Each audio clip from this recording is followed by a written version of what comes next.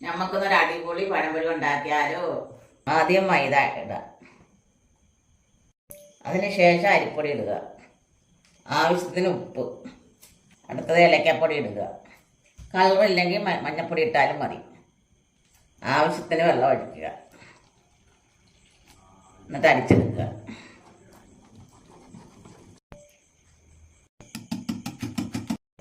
നമുക്ക് ഇനി ഏത്തയ്ക്ക മുറിക്കാം.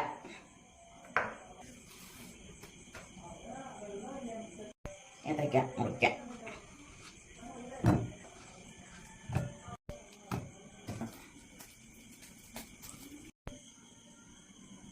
ഏത്തയ്ക്ക ഒരേന്ന് മുക്കി പൊരിക്കുക.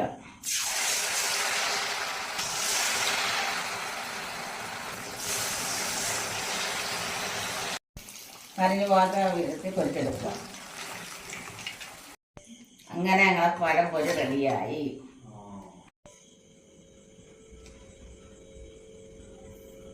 ടേസ്റ്റ് ചെയ്ത് നോക്കാം.